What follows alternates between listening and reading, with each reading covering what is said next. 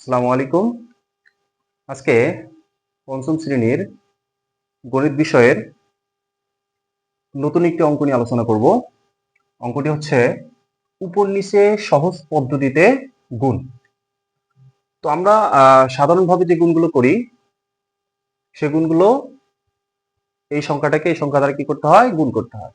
তো এখানে সহজ পদ্ধতিতে কি বলছে, উপর নিচে গুণ। আমরা আগে সংখ্যাগুলো লিখি।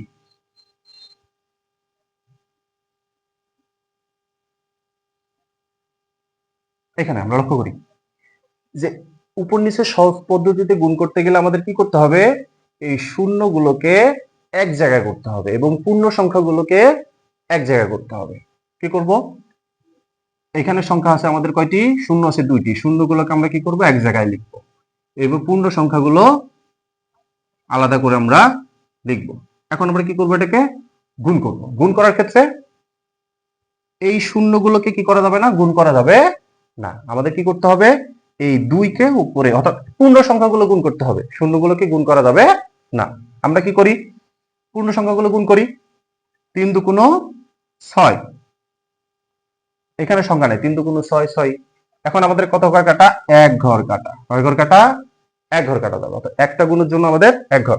এখন 3 তিরিকে 9, গুণের সাথে সম্পর্ক কার, যোগের, আমরা যোগ করে দেই 6 আর হচ্ছে 9। এখন লক্ষ্য করি, এই যে এখানে আমাদের শূন্যগুলো আছে, শূন্যগুলো কি করতে হবে আমাদের, উপরে কয়টা শূন্য আছে আমাদের, এখানে 4টি,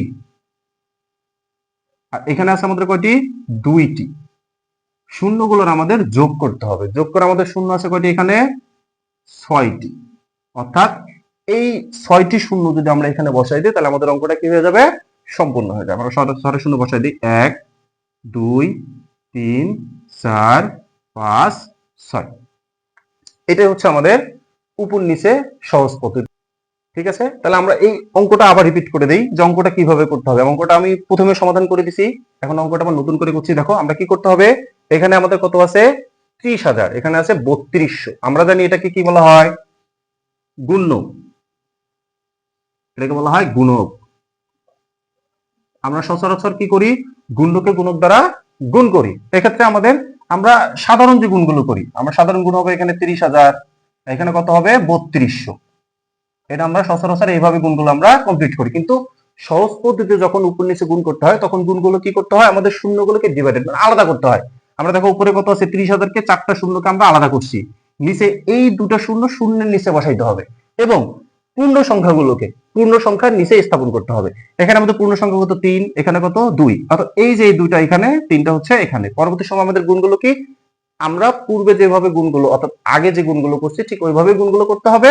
পূর্ণ সংখ্যাকে পূর্ণ সংখ্যা দ্বারা গুণ করতে হবে। এখানে শূন্যকে শূন্য দ্বারা গুণ করা যাবে না। আমরা পূর্ণ সংখ্যাকে কি করলাম, গুণ করলাম, 3 দুগুণ 6, এখানে আমাদের সংখ্যা নেই, তাহলে 6 বসবে। আবার এক ঘর কাটা, কেন, আমরা জানি গুণ করার ক্ষেত্রে পরবর্তী অর্থাৎ আরেকটি সংখ্যা দিয়ে গুণ করতে গেলে নিচে এক ঘর আমাদের কি যায়, কাটা যায়। আমরা কি করছি, এক ঘর কেটে নিছি।